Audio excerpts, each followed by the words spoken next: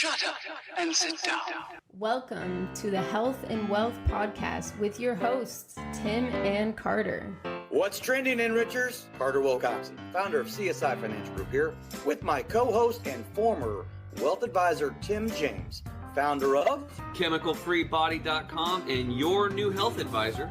This is the show where we reveal the connection between physical and financial abundance. Hey, welcome back, enrichers. Carter Wilcoxon coming to you from a nice and cool Phoenix, Arizona. It's kind of a blessing here. Today also happens to be, and I've got to give a shout out right out of the beginning, today is my little brother's 50th birthday, and I got to tell you that I am so proud of this kid for how far he's come. It's not even funny. So, Curtis, I hope you have a phenomenal, amazing day. I know I called you first thing this morning, but anyway, I just had to throw that out there just real quick on this recording. And as is normal, I'm joined by my fantastic, amazing Mr. Chemical Free Body co-host himself, Tim James. Tim, how are you doing, my man? Hey, man, I'm doing awesome. Excited to chat with our guest today. And I noticed on his website they have a golf tournament. So I'm sure you're going to be talking about that. Well, it's inevitable. Look, the financial services business are chock full of people that do a lot of business on the golf course. It just kind of comes with the job.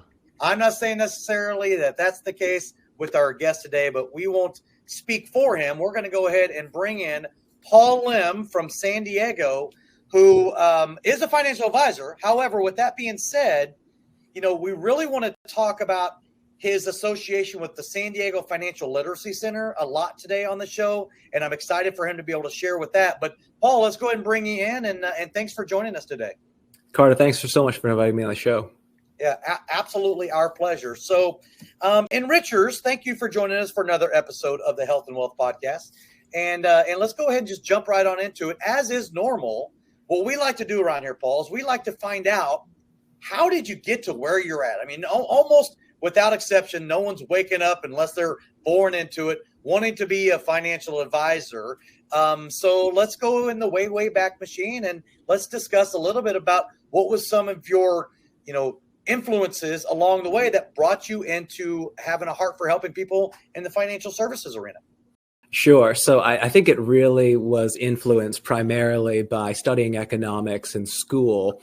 And, what I really liked about that, aside from the fact that you could make money with money and manifest currency out of nothing, it was the fact that you can utilize these graphs in order to predict human behavior. And it's just kind of amazing. People will say follow the money all the time, and humans respond to incentives. And when you can graph that out and have mathematical formula to that, that was just so fascinating to me, that you could predict what people are going to do with numbers and things of that nature. So economics to me was interesting because what you can do is you can take something that is seemingly malevolent, human selfishness, and you can turn it into something beautiful, which is the efficient allocation of resources. They'll talk all about these various curves and people acting rationally and having minimal arbitrage opportunities because people will always hunt after the best deal and things of that nature. And it was so explanatory as far as human behavior was concerned. I just realized that, wow, you can actually predict what some people are going to do with math. And it was just a fascinating dive into it. So, when you are first coming out of school, I was with American Express Financial Advisors Ameriprise at the time, and they did very much a financial planning approach to things. We're not just doing investments, we're doing everything related to it, because everything with a dollar sign next to it bleeds into so many different areas. And that was my very first job out of school. It's all I've ever done since I've graduated. So this is kind of the only career that I know, so to speak. It also made me realize that when you're in school, they don't really teach you a lot about sales and marketing and persuasion and doing meetings and presenting and things of that nature. And I was horrible at it in the beginning, but I realized that being in this career would certainly facilitate my ability to make up for those deficiencies and address my blind spots, things of that nature. So I knew I had the technical acumen and being smart enough to understand things as they work. But what I really needed to be a more well-rounded person was all of the skills that come into becoming a good salesperson, things of that nature. Nice. That's a really interesting story. So you ended up, now, are you born and raised in the San Diego area? No, I was actually an East Coast person. So I grew up in Rhode Island, which is where Family Guy is from, and then went to school in Baltimore, 7 years. Graduated from Johns Hopkins with Bachelor in Economics, things of that nature. I know that people know them for biomedical engineering, but our econ program was number 3 at the time. So it was pretty competitive as far as that was concerned. And then moved out here in 2009, actually. So still been here for quite a while. So you started in what year then? Or did you start with American Express Advisors, Ameriprise, when you were back east, or did you? Oh, yeah, right out of school, 06. Okay. So here you are, 06 to 09. We know what that was, right? Oh, That yeah. was the Great Recession, right? Yeah. So talk a little bit about maybe some of the adversity that you had to get through, as not only are you transitioning from the East Coast lifestyle to the West Coast, which is like night and day, right? Now you're also in the financial services business dealing with the Great Recession. Talk about what that challenge was like. Yeah, this is a good time for you to be asking that question, Carter, because, for the first time in probably 15 years, we've got interest rates that are in the 4s and the 5s and things of that nature. And I do remember being able to utilize products that benefited quite a bit from higher interest rates, namely the annuity roll-ups, things of that nature, and crediting on various products. Because as you know, life insurance companies are in the business of hoarding cash, and therefore higher interest rates you can earn by doing nothing, utilizing the risk-free rate or CDs or instruments of that nature. It just made everything after the Great Recession look so unappealing after that point in time. I know that there were a lot of people selling these 4 or 5% roll-up type products in 09 and beyond. And I was like, I'm not used to that. I used to have these things at 7. And this was, of course, before the figurative, let's use a different way to say, before the bottom fell out, let's say that way, right? And we all know kind of what happened then. It was also very instructive as far as risk management is concerned, because most of the time stock market goes up, but then to have that happen very early on in your formative years, boy, it made me really cognizant of the importance of risk management and the fact that there are outlier periods of time during which all assets can go down together, thus defying popular consensus in textbooks and things of that nature. Yeah, the whole like stock, bond, cash portfolio thing doesn't necessarily. Oh yeah, that went all out the window. Yeah, for sure. So I am curious. I want to know, because you're an East Coast kid, so to speak, and I'm saying kid because I noticed on your bio that you were a 30 under 30 San Diego leader. I know I'm paraphrasing there, but what was it like moving from the East Coast to the West Coast? Sure. Well, it was a very long time ago that I got that, for sure. And I'll be at the point where I'm no longer even qualified for 40 under 40 and that kind of a thing, just to give you a clue. Not that you could have not figured it out from doing some simple math here, but really what I saw is some opportunity in chaos. So right after Great Recession occurred, let's just say there were a lot of financial services companies that were making egregious adjustments to, let's say, their compensation structure, to the point where, because humans respond to incentives, you can start looking and getting a fresh start. So I just said to myself, you know what, this is kind of like a clean slate. I can kind of go anywhere I want to. I have nothing tying me down here. If I could start all over again, what would I do? And it just gave me the freedom to walk away and just start a whole new life, not knowing anybody, things of that nature. But you come out here, it's quite an experience. And if you have no friends or connections out here, it does kind of force you to put yourself out in the community, become somewhat involved as far as various activities and networking opportunities are concerned, things of that nature. But the culture shift was very remarkable because on the East Coast, I would say the predominant work culture is I work harder than you do. Look at how busy I am. And that's their status symbol. Whereas on the West Coast, it's more like, look at how much free time I have. Look at all the things that I can do. This is my status symbol. It was very nice. And so being able to come to that with the East Coast work ethic, things of that nature, to a place in which you wouldn't need necessarily conform to that same rigor was quite refreshing.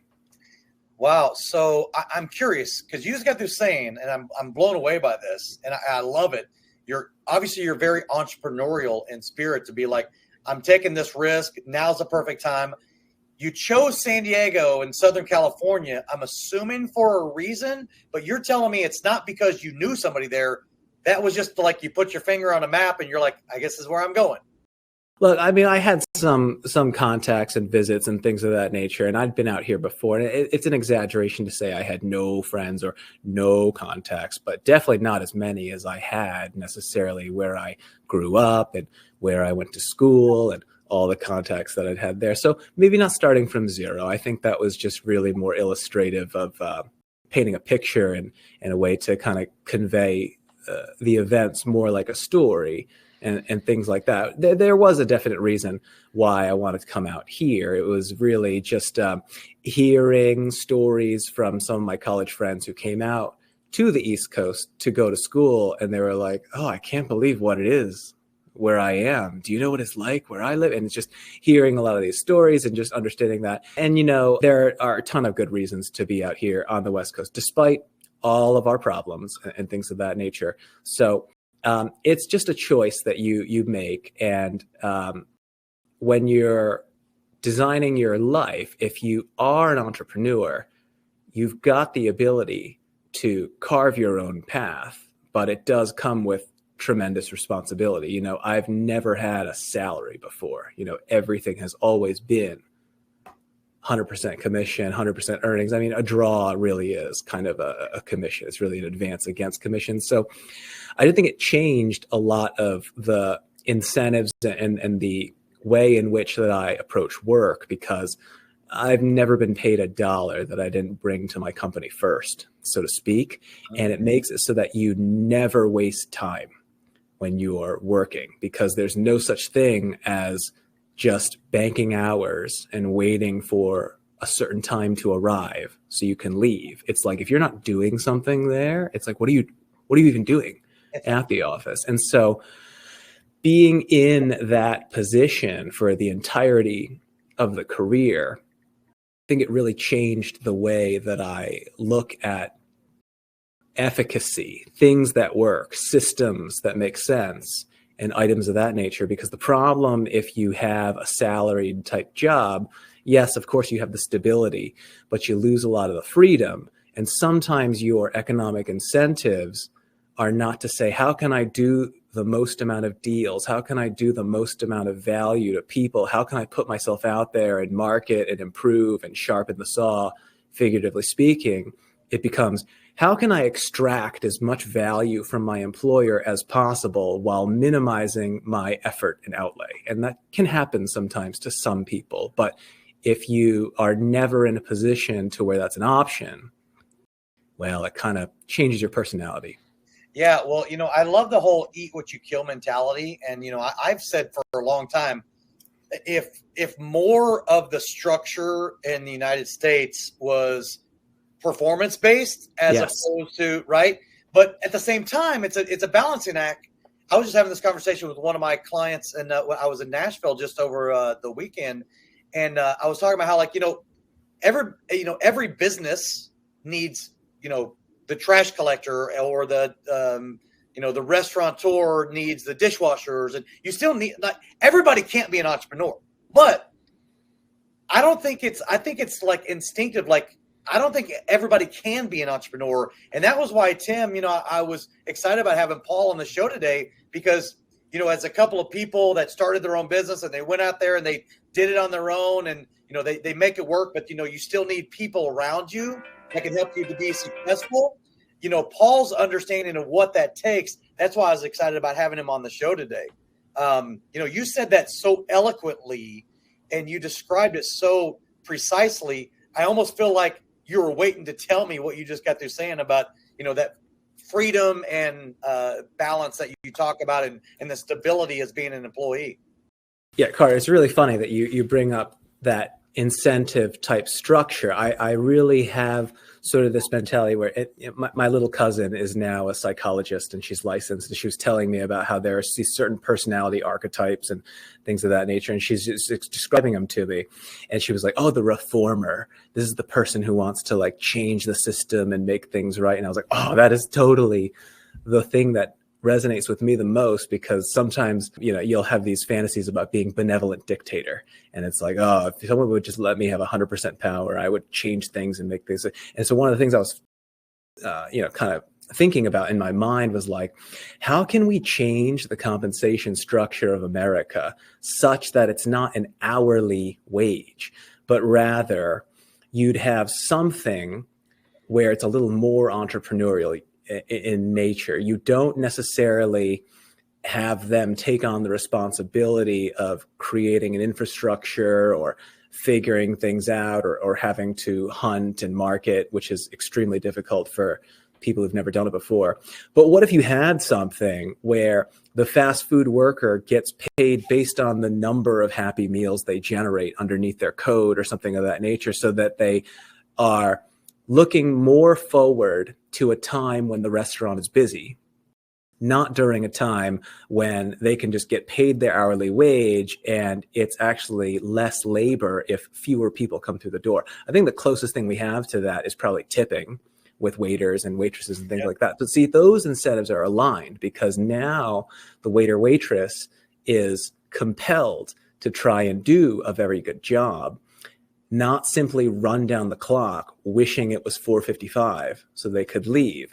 What if there was a way for some of these admin type jobs to assign like a dollar value to all the tasks? Whatever spreadsheet, whatever amounts you complete, there's this little dollar value. You get paid nothing per hour, but it's just output, and you just have them that way. Uber, I think, is very efficient, and the incentives are very good in that way too. I just really like those businesses where the person knows that the more output and value they create, the more money they make at the same time. I just think they would be such a productivity boon for America if we would allow compensation structures like that, as opposed to, oh, what are we debating now? A minimum wage and this. It's just wrong. The design is going to create externalities that you don't want. And it just shocks me. I shake my head about it all the time. Yeah, well, I mean, I see that we're coming up against the clock, but I just have to say that I couldn't agree with you more, right? Like the incentive-based model is going to get you a lot more quality and quantity, right? Than the way we've basically been doing it, for eons, if you will. But everything you said about that, we could have a whole nother show about some of those particular things, and I know we're going to get into more about the San Diego financial literacy after this break that we're getting ready to have, and I want to talk about that for sure. Tim, pretty cool stuff, right? Yeah, absolutely, and very well put. So right now we'll take a quick break, and when we get back, we'll get into more of what Paul's doing in his neck of the woods when we return. We'll be right back. Estate planning. What does that even mean? When the inevitable happens for everyone on this planet, your estate plan kicks into action. But first, let's start with what an estate is. An estate is simply everything you own. Now, here's the issue and what needs to be understood when this event occurs. You only have two choices on this plan. Number one, either you plan how your estate gets handed out and distributed to those you leave behind. Or number two, your state decides who gets everything you own. For the first time ever, you can now take complete and total control of this plan that you've been deprived of for most of your life and generations before you. You can get personalized assistance along the way with a team of specialists whose job it is to make sure you have true peace of mind. It's important to understand that estate planning is a journey, and rest assured that our team will be available to you all along the way and at every step. Welcome to eState Plan, home of the last estate plan you'll ever need. To learn more, make sure to reach out to your local advisor licensed with us or go to our website for more information.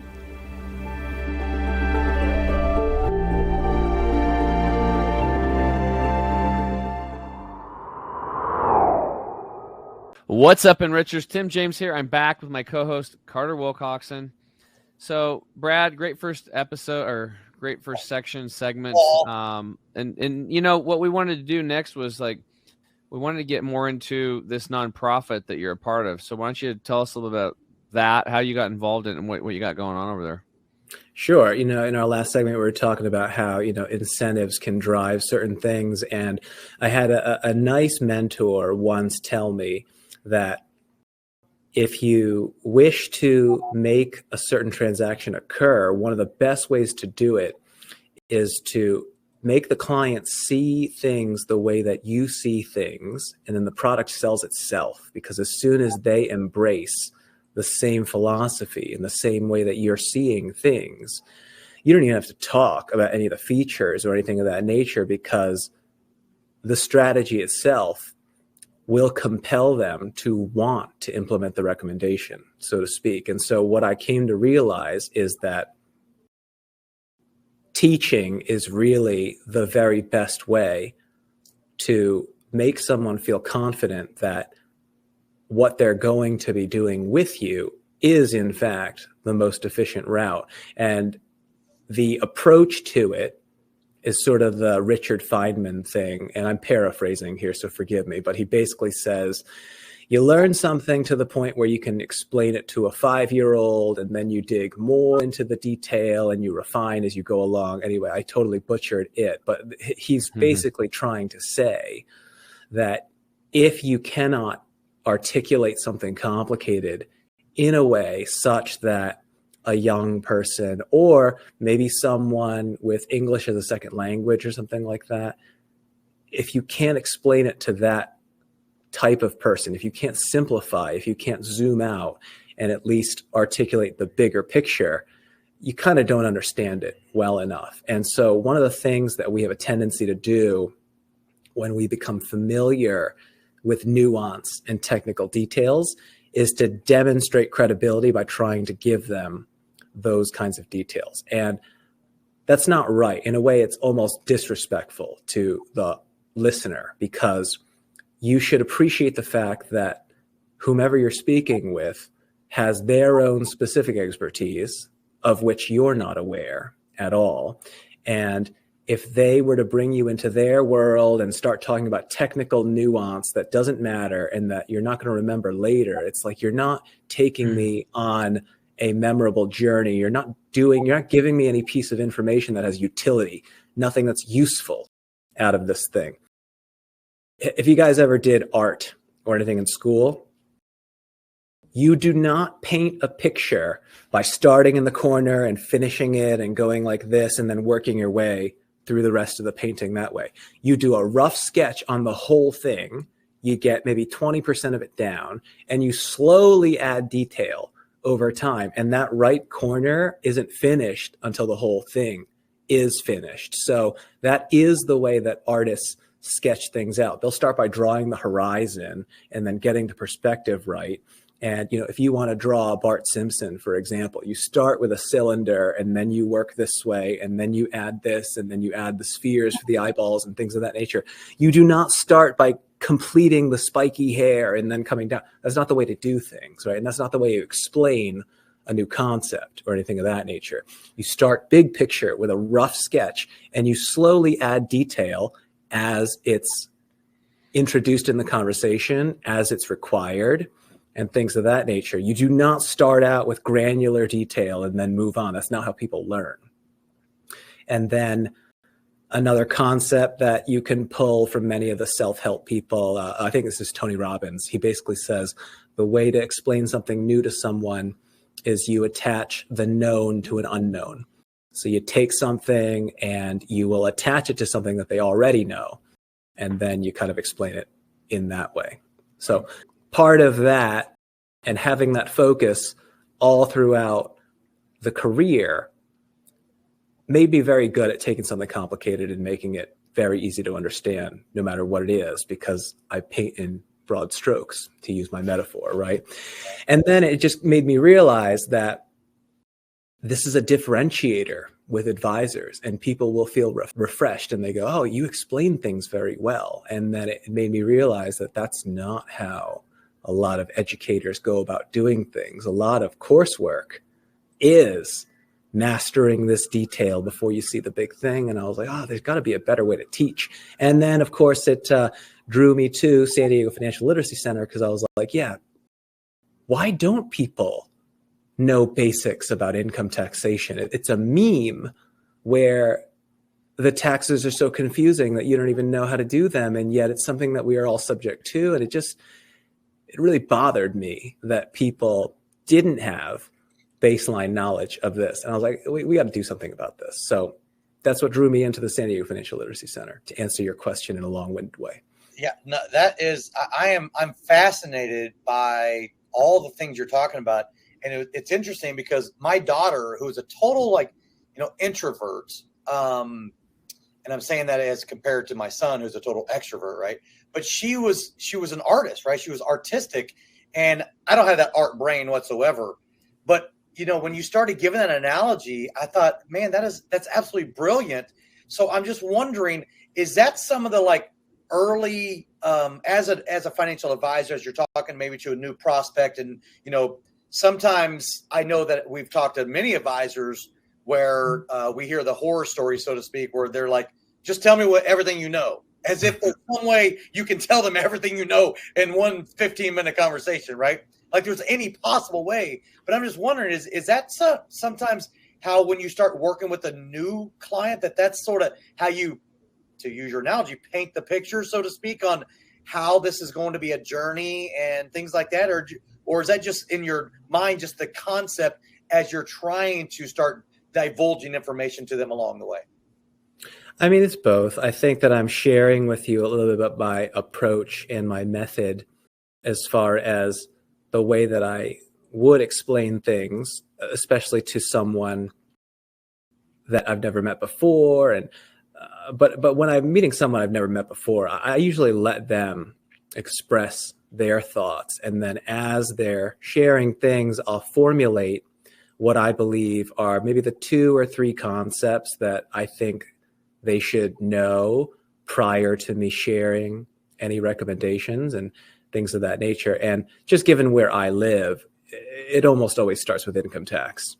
And sure, because it's also so poorly understood, and we have a culture which encourages people to get large refunds and dance around in tax software commercials, I just said, no, this is not the correct way to go. And I can't rely on mainstream publications and popular media and the corporate press to make people understand that. It's not going to happen. And so you have to give them a model and a framework for understanding things, so that when they come back, you can continue to expand on that framework and on that model. And you shouldn't give them too much detail immediately, because people don't remember everything until they hear it maybe 2 or 3 times. And that's the way that I am when I'm meeting someone who is trying to tell me about something of which I'm not aware, whether it's this part in my car or planning a banquet and learning what the difference is between a 60-inch round table and this kind of a table. And this is the way that flowers should be arranged. And it's like, when I'm going into a new environment and someone's trying to do that to me, I just kind of internalize how I'm feeling and where they're doing a good job and where they're not. And I use that as kind of corrective feedback, where I'll just tell myself, okay, that this person did not explain this well. Why didn't they explain it well? Why am I not feeling moved in order to do business with them and things of that nature? So I think people do it without really realizing it. But I wanted to know, what's the recipe? What's the secret sauce? What is it that gets people to understand something? And you got to kind of pretend like every word that you'll utilize, it costs you 10 cents. And so you're trying to make it as inexpensive as possible. What's the fewest number of words that I can use in order to get this idea across with maximum comprehension probability? And I'll tell you what it is if you want to know. It's visual. Okay. Visual is the best persuasion. So there are some people who say, oh, I'm a visual learner. Everyone's a visual learner, bud. We always do that. And so if you can use illustrative language, that is one of the most effective ways in order to get a point across. So I call it visual anchors, right? Things that you can do to explain to people. So if I'm trying to explain like tax brackets, for example, you imagine that your income is a pile of $1 bills and different parts of the color, different parts of the pile are like rainbow kind of colors and different parts of the pile are taxed at rates. And I have a visual aid that kind of explains that through. But you explain that a tax deduction is like you taking money off of the top of the pile and doing something with it before the IRS counts it. What I just explained to you is that tax deductions happen at your marginal rate because that's the highest part of the pile. And therefore, that's going to be the highest percentage tax because, the bottom dollars are taxed at the lowest and things of that nature. So by giving you that visual where I tell someone they're peeling dollars off of the top of the pile, I just conveyed something that they now understand without even realizing it. You get marginal tax deductions. That's really what the technical answer for that is. But I just made them understand something without them even realizing it just by giving them a visual. That is seriously so awesome. Hey, Enrichers, we are joined today by Paul Lim. So obviously, San Diego Financial Literacy Center, when I think about that, I think about the failure that the public school system has done for financial literacy. So I'm curious, what type of individuals or companies or whatever are you helping in that capacity? I mean, are you talking to a lot of younger people? Are you talking to older people? How does that work? Yeah, so, we were implementing a grant from the Financial Planning Association and some other great organizations that have that as their mission. And it took the form of these bi-monthly financial opportunity clinics where people would come with all their documents on a Saturday morning. I'd get a bunch of financial advisor volunteers to give them pro bono advice and help them realize that there are some easy things they can do in order to improve their situation. And a lot of them may feel intimidated because they don't meet minimum investable assets, or they feel as though financial advisors are something that are reserved only for the wealthy or things of that nature. And so it was really meant to elevate the perception of the profession, give people free advice, and then make it so that I have the public be given some of the information that they so badly need. Because if we go back to our discussion about how people respond to incentives, there is an incentive to keep things complicated. What are all the tax lawyers going to do if we had a flat tax in this country? Yep. What are they all going to do if the laws between all the different states were fairly uniform or something of that nature? There is an incentive to create complexity, because then you can have these people serve as informational gatekeepers and monetize access to that. And I didn't like that at all. And so I was like, you know what, let's do the exact opposite of that. Let's just give people free advice and then just give it to them and then make it just that way. And just really rebel against the current system, which hides and obfuscates a lot of the basic things that are just not taught in school. Oh, Tim, we're talking about like Rage Against the Machine over here, right? Talk about reformer and how that really resonated with you when you mentioned that. You were talking about that a little bit earlier in the show. Look, Tim and I we're a couple of rebels ourselves, with the cause, not without a cause, right? And I love, seriously, Paul, everything you're doing in your community. I think it is going to serve those in such a tremendous capacity, and the compound effect of that is what we need more of. I really believe we need more of that. And hopefully you're influencing, others with you, being so young. You've got a lot of years ahead of you to be able to, get that compound interest in, that financial literacy that you are promoting. I appreciate it so much on everything that you're doing. So are you looking to, expand on teaching others and bringing in more of the same mindset within the board there? I very much am, but I got to tell you, this is all volunteer work. So I got to do this like at night after you're done doing the regular stuff and things like that. But, if I could do a quick commercial for you, I am trying to create a series of videos that will be able to give people this ability. And prior to this year, some of the tools and the technology were just not quite up to snuff and not able to do what we wanted to do. But now, because I have the ability to create these videos without necessarily needing an engineer to kind of put all these things together, it's finally at the point where I feel as though the vision for what I wanted to have ideally is actually feasible and possible. Before we got on, we were talking a little bit about AI and things of that nature. And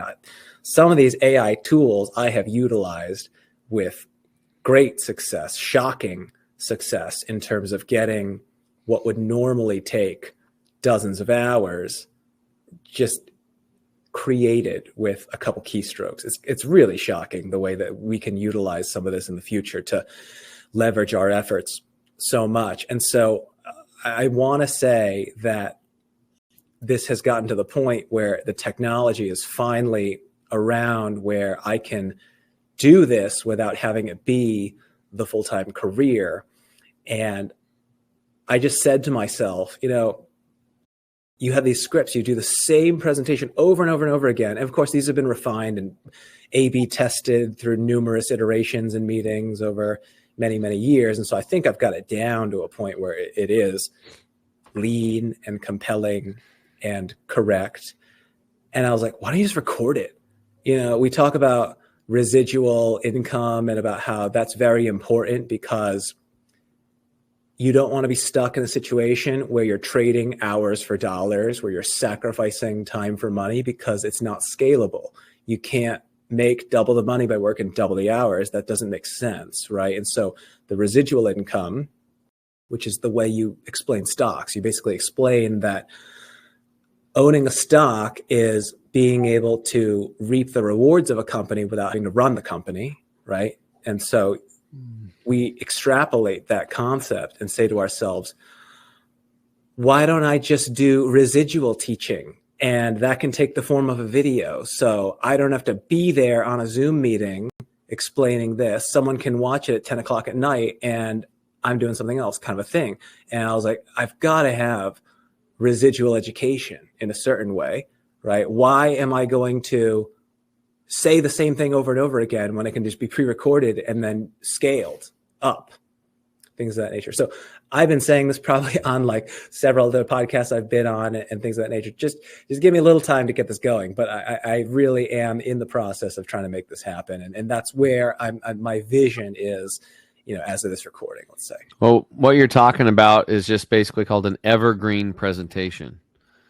So you do it once and it could be a webinar. You could market it as a live webinar and then it's the same thing that goes out, but you've refined it. The whole process you talk about is what people do.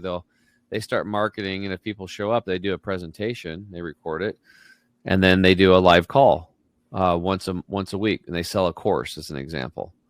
And then that live call is Q&A. And after a bunch of Q&As, you see what questions didn't get answered in the presentation. You go back and redo parts of it, answer those questions. You keep refining it until the presentation's dialed, it answers all the questions.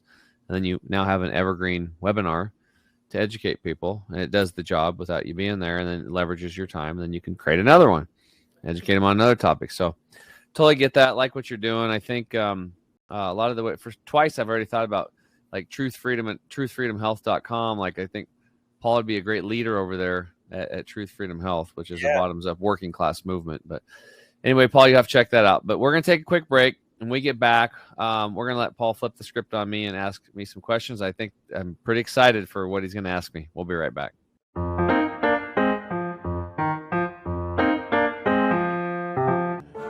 want the absolute best for yourself, and you want it to be easy. That's why we created Green 85. It helps with detoxifying the body gently. We're proud it's chemical-free, unlike almost all other supplements you'll find. Bottom line, Green 85 will get you healthier. We look forward to hearing what Green 85 did for you.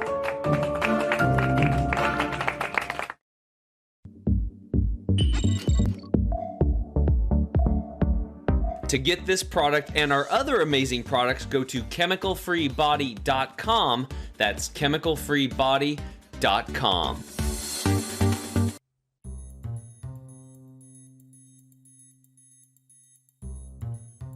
What's up, Enrichers? Tim James here. I'm back with my co-host Carter Wilcoxon. All right, this is the section, Paul, where we flip the script and let you ask me any question on health, whether it's your health, friends' health, family health, or public health. What you got? Yes.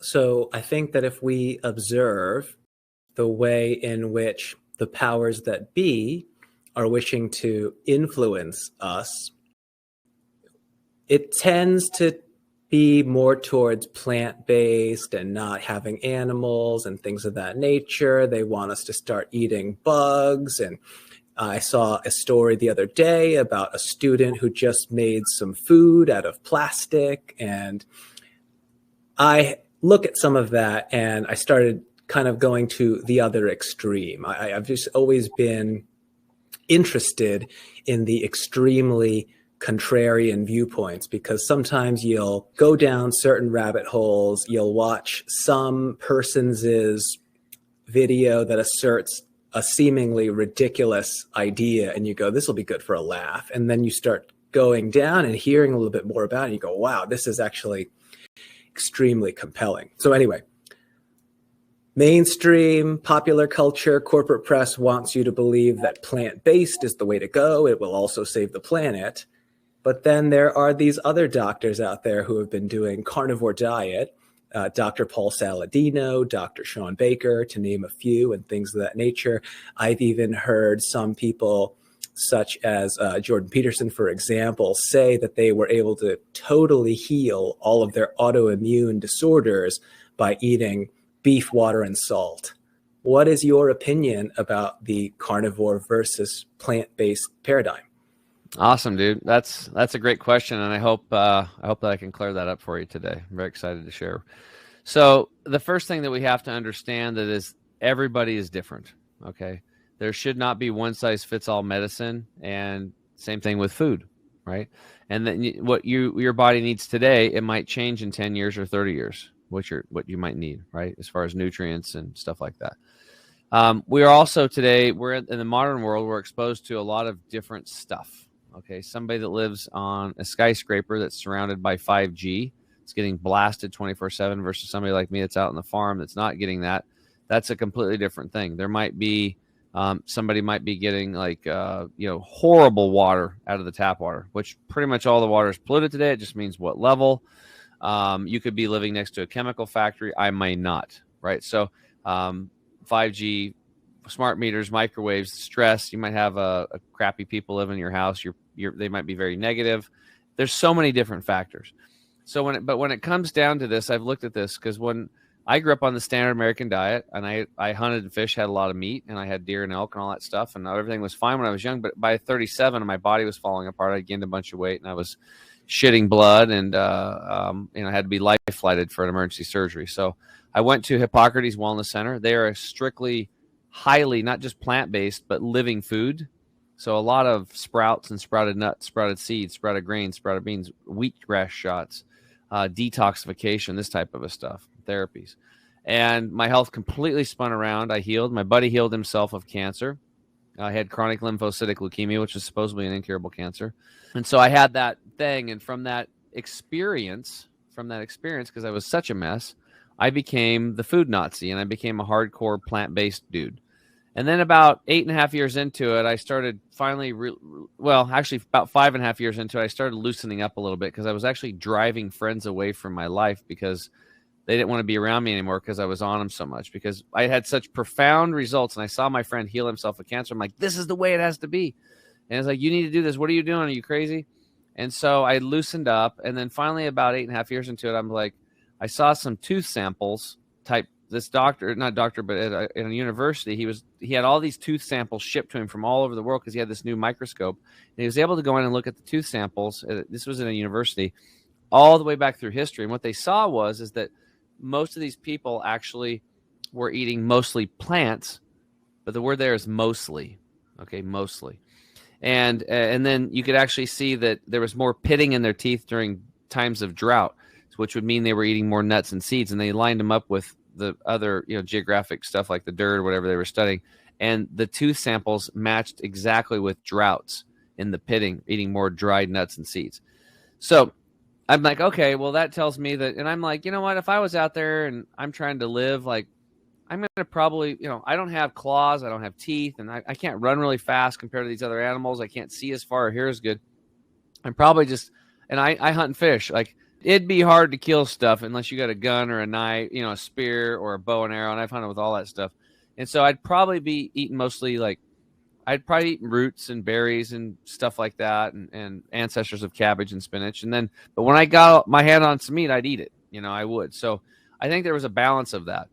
And then, moving forward, looking at the blue zones today, there's 4 common factors of all the people around the world that lived to 100. And the number one thing was lifelong friends.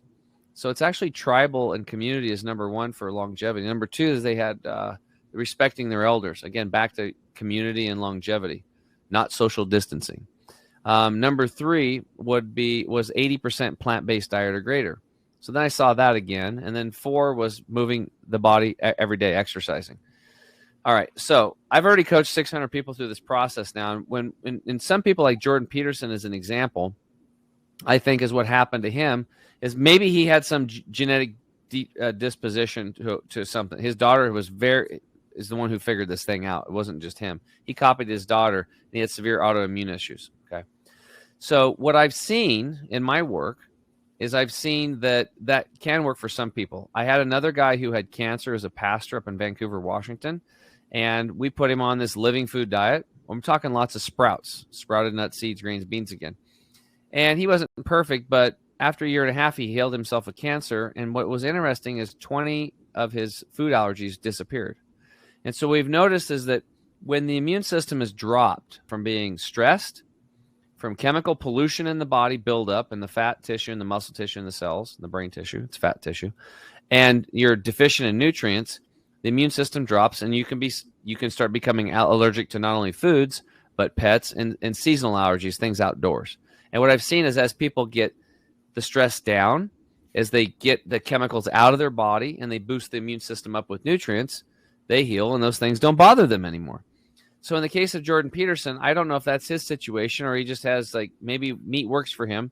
But if I was to coach him and say, I know you don't want to change, but if he's like, yeah, I'm interested in exploring, I would start working on detoxification with him and working on his stress and doing everything I could with that. And then if I was to introduce plants, it would be living foods because living foods are a different beast. Like I could be a plant-based eater or vegan, and I could go down to McDonald's and eat crap down there, and I could say I'm vegan. And I'm probably going to get sick and have a poor life because the quality of the food down there is complete shit, right? But if I was to go eat a fresh pick, some kale out of my garden and it's grown in mineral-rich soil, and that didn't affect me as much, or if I had sprouts, I call this the phytochemical override. So living foods have hormones, oxygen, phytochemicals, plant nutrients, same thing, and enzymes. These are all in living foods. But when you pick a food, they start going down rapidly. And when you cook a food, they're gone. You wipe them out. So this isn't just the vitamins, the minerals, and the trace minerals. I'm talking about a whole nother level of nutrients that we're supposed to get that we don't get from living nutrition. Every creature on this planet eats a 100% raw living food diet, except for maybe buzzards and a few flies and stuff like that.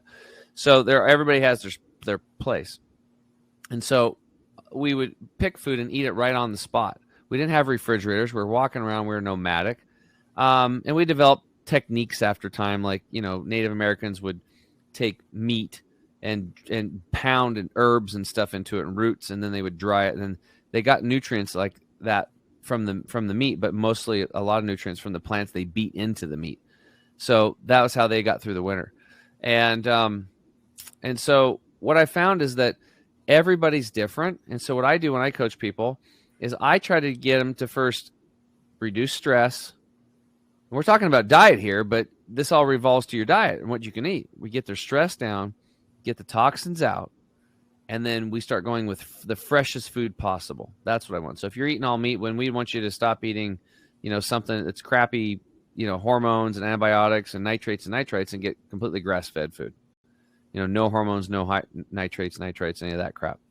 And then maybe we get to a point we would test, if you're highly allergic to stuff, we would get one plant and try that in its living food form and let those plant medicine go in you to see if it works. Great. But if not, the beginning is the detoxification. So most people aren't like Jordan Peterson and his lady, not his lady, but his daughter. Most people don't have severe allergies like this, but a big camp does. So what I've always recommended is go, reduce stress, detox the body first, really get serious on your detoxification. Stop putting the toxins in, get your air cleaned up, your water cleaned up, stop wearing clothing that's off, synthetic clothing that's off-gassing hormone mimicking chemicals into your body 24/7. Get rid of the toxic shampoos and toothpaste and eyeliner and all this stuff, that makeup and things that we're doing and all this stuff, and then eat fresh food. And what I've noticed, Paul, is that people start getting better, and then they can start eating more and more plant-based food, and they usually end up with less meat. But that's what I've noticed. Okay, but people, and then eventually, what I'll do in a coaching, I'll have them go completely plant-based for 30 days. And then see how they feel, and then add meat back in slowly and just see how they feel. And everybody's different. So maybe somebody needs to be 50% meat, 50% plants. Somebody might be 80%, 20%, or 100% plants. Everybody's got to find out what works for them. Now, in regards to the political comment, just because I have to figure this out, these politicians are being run by system scientists. And the system scientists know how to piss everybody off and divide people so they can conquer us. So they'll have somebody on the left say something like, we need to all eat plants and we have to stop eating hamburgers and we have to eat bugs and this other stuff. And there's going to be people that are going to be like, what? These people are nuts. And they start associating the craziness with the plant-based part. You see what I'm saying? And so is the plant-based thing bad? In my experience, it hasn't been. But it could be if those plants were sprayed with chemicals, right? And they were grown in nutrient deficient soils and we're using genetically modified seeds. Yeah, then it would probably not be a good idea, right? Because you're still poisoning yourself. So it depends on the quality of the food. And you have to understand these politicians will put good stuff into messages with bad stuff to confuse you and get you attached to think that it's all bad. Okay. Great. I think I am in agreement with you about the it depends answer because not everyone's the same. What do you think about blood type and compatibility with various diets? I've heard some people assert that the type O blood is very well geared towards meat, and then there's A and B, and then the A and B hybrid is you can do a mix of both plant and meat very well. What's your opinion on blood types in diet? Yeah. Well, the blood type diet was originally put together by a guy named Dr. D'Adamo, I believe. And I remember learning about this, and where I learned from this plant-based community. Sorry, my thing, I don't know if it's going to come back to me. But he said that, he had his good intentions, but he was completely wrong. And he said the reason why he is wrong is because we have had over 600,000 people to our institute, and we put them all on the same diet. And then we're talking about this. I'm talking about living foods, not just raw, but living foods. Everything's alive. And again, this probably goes back to that phytochemical override. So that's what I've seen there. But the thing of it is like how many people are willing to go 100% living foods? Dude, it's very few. Like even all the stuff I know, I'm not 100%. I was probably at my peak, probably 80% living foods and growing it all myself. And because once I move and get my new place built, then I'll probably go up to that level again because I felt best at that. But I know people that are living fooders. And we can talk about that briefly. It's called biophotons. Photons rain down from the sun. They're captured on a leaf of a plant via photosynthesis. And that's where all the nutrition is made, in the leaf of a plant. That's where it starts. And then the animal eats the plant, and we either eat the plant or the animal. These biophotons are very interesting. You can actually measure your biophoton activity. So somebody that eats 100% junk food diet will emit 1,000 biophotons off their body. Somebody who eats 100% organic, naturally occurring organic diet, but it's 100% cooked, will emit 23,000 biophotons. A newborn baby emits 43,000 biophotons. An adult that eats 100% living foods, like all sprouts and sprouted nuts, sprouted seeds, sprouted grains, they're going to emit over 80,000 biophotons. So if you're emitting this much energy, you're going to have a lot of protection against disease, and you're going to live a lot longer. That's the bottom line. You're not going to age like everybody else. But again, how many people are going to do this, right? So I guess to answer your question about the blood type diet is that what I've noticed, besides what I just said about going 100% living fooder, then again, it would go back to it depends. And I think you have to find out what works best for you and go up and down that ladder and see what works best for you. But otherwise, I have seen most people, many people, do very well with living foods. But then again, I still think that the depends word needs to be in there, involved in that too, because, I don't know if that institute had done consistent follow-up a year or 2, 5 years later and see if it was still working or not. Got it. What do you think about drinking distilled water? Because you hear some people say, well, it's going to leach minerals from your body. And then some people say, well, it only does the negatively charged ones that you don't want out of here. You look anecdotally, and actually a lot of the bodybuilder types will swear about distilled water. And I'm really more focused on results when it comes to a lot of these kinds of things. And I think about that. What's your opinion on drinking distilled water? Well, distilled water is one form of purification. There's 3 that I know of. You have distillation, reverse osmosis, and deionization. Those are the 3 purifications. So originally, I lived on a well out in the country, and my water just seemed fine. I didn't really think much about it, right? And then, there's stuff in there. Okay, we have to really, if you're living in the country, you have nitrites most likely from your septics and stuff, and it's a major problem, and it's a health cost. It should be a major concern, but nobody's talking about that. So with that, we moved to the city, and all of a sudden I could smell chlorine in the water. My wife's scalp started flaking, and she was going crazy, and she bought this little $20 oil and this $30 oil and this $50 thing and this $60 cream. All of a sudden there was a $70 deal. I'm like, holy crap, this is starting to add up. Maybe I should get some type of a filter. And I bought a whole house charcoal filter, this great big huge thing, and that went through. And because it was talked about getting rid of chlorine and chloramides and chloramines and all this stuff. And I knew I had chloride because I could smell it, chlorine. And we put that in there, and all of a sudden the water, man, I can't believe I was even drinking that water, because after I cleaned it, I drank, I'm like, this is so much better. I'm like, oh, what was I doing? Like bathing in this and showering in it. Like no wonder. And her hair cleared up. It worked. I'm like, wow, it worked.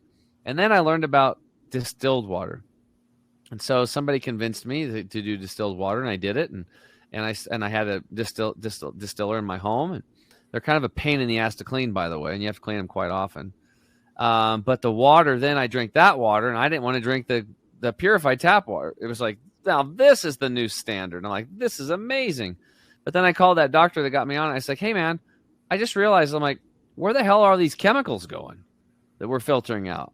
And by the way, the purification systems only pull out 90% of the contaminants. That's why you need triple purification, that's where I'm going next.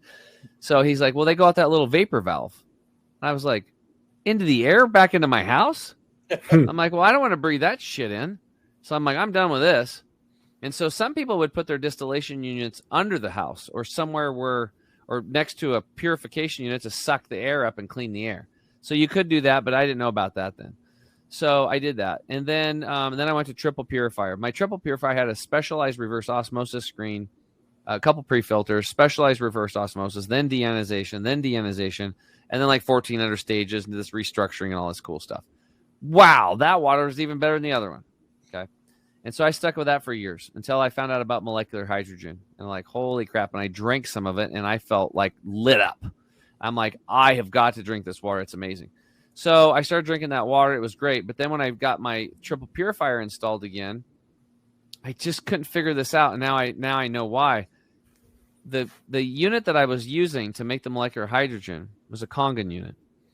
And I freaking loved how it made me feel. But the problem was it's a very crude filtration system. The Kangen unit actually needs impurities in the water to make, this is what I learned, to make the molecular hydrogen, which your body's mostly made of. You're 62% by volume molecular hydrogen, 24% oxygen, 12% carbon, and 2% everything else minerals.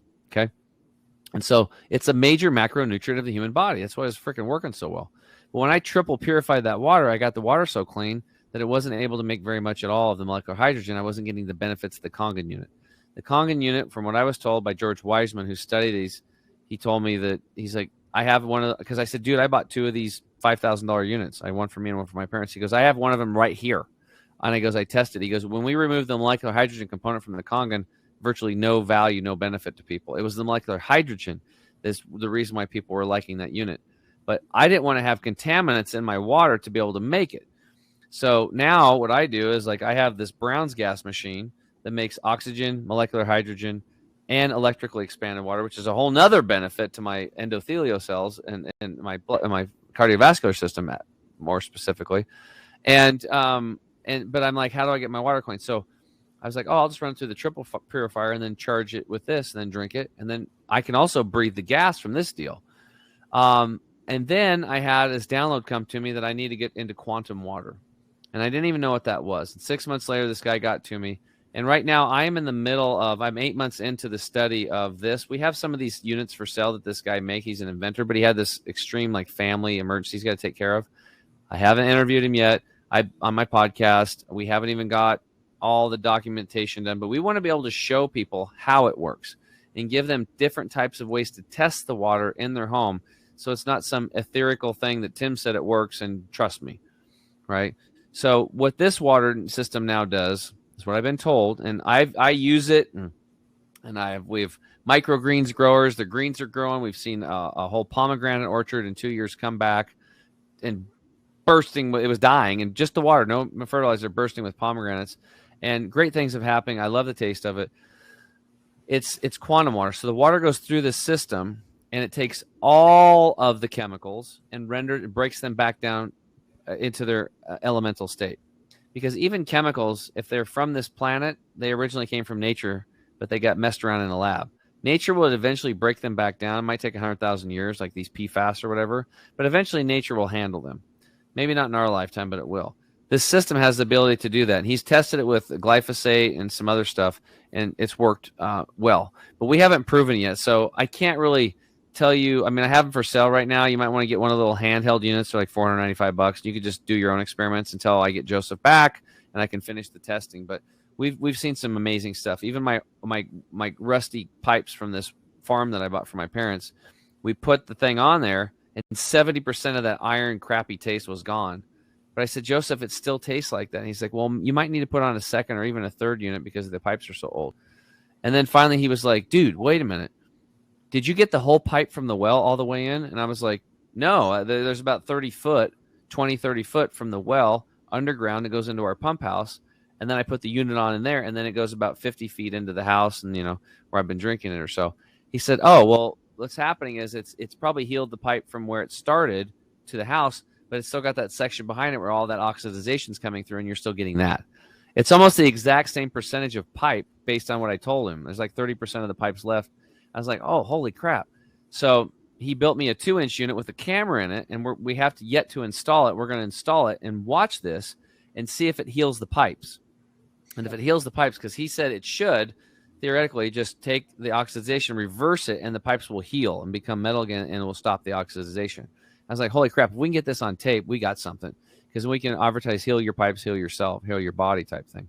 And we can actually save people's pipes. So some people, their pipes are too far gone. It might not work. But if it's rusty and bad, but the pipes are still pretty good quality, we could bolt this system on at their wellhead, heal their entire pipes, and save them $5,000, $10,000, $15,000, $25,000 of digging up stuff and messing everything up, right? So we're very excited about the technology. It's way beyond anything that I've seen before. And I have a lot to learn about it. But as far as water goes right now in distillation, I'm kind of beyond distillation now. I'm looking at triple purification.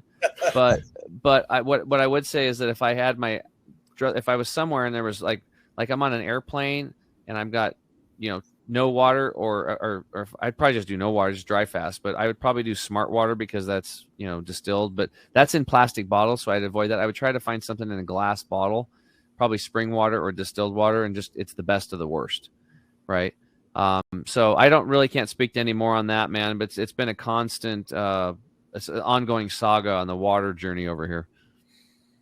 Well, thank you very much for that. When you come to your final determination, can you please share with me the results of your research, or maybe even if you just want to tell me the best that you've got thus far? Yeah, I'm very interested in that topic. So. Yeah. So what we believe is it's on our website under the chemicalfreebody.com under the shop tab under Tim's. Well, it actually says Water Hero, and like I said, I totally feel comfortable sending people to, I have a bunch of doctors and stuff that have already bought the household units. They've already done it and they're loving it, but I just really haven't launched it to the public yet, just because I want to make sure, because I have thousands of people following me. And if I say something, they're really trusting me to do the best I can. And I don't want to, I will not bridge that. I will not break that trust. It's very important to me. I can't do it anyway. It's not my nature. I have to do what's right for me. It's just like the Kangen units I've sold. I'm one of their, I kind of almost, I'm supposed to go on stage and speak at their event. I've never, I have a gal that does all the stuff for me. She's one of their distributors, but now I'm pivoting because I found something better and I learned something new. And so I have to change, I have to, I can't keep going the old way when I know something new that's better for me and for my family and for the people that are following me. So, but you can go to my website at chemicalfreebody.com and register and get a free ebook, get a $10 gift card, and a free 30-minute consult, and and get on our email list. And eventually, when that comes out, I will be sending an email out. And then I also have a podcast called The Health Hero Show that's going to be changed to the Tim James Show pretty soon. And there'll be eventually an episode out on it when I interview Joseph. You'll see it. And but if you, in the meantime, like I said, man, if you want to get a handheld, they're like $495, and there has been zero returns so far for the people that know us, that have been getting them kind of undercover here. Oh, thank you, Tim. This has been great. You brought up a lot of new proper nouns I've never heard before. I'm going to have to read more about all those things and have some better questions to ask you on a follow-up. You had some really good ones, dude. Some of the best we've had so far. Appreciate you. No doubt about it. No doubt about it. Hey, and Richards, thank you so much for joining us for another episode of the Health and Wealth Podcast. And to be able to see all of our previous guests, like the phenomenal Paul Lim we're going to just go talk about the San Diego Financial Literacy Center. I don't know if they can find you there or not. But are you actually on the board there, or in what capacity can someone find you if they want to learn more about you and about the San Diego Financial Literacy Center? Yes, sure. I am listed fairly well on the website and things of that nature. And if you'd like, I can even just put some of my contact information, and you can maybe throw it in show notes if you'd like to afterwards. And yeah, I'm always willing to talk to anybody who's interested in the subject matter. And like I said, I do feel as though I am doing important work when we can bring advice and useful knowledge to people who want it, even if you can't immediately monetize it. It's just part of giving back when you have a professional license and are out here to serve others.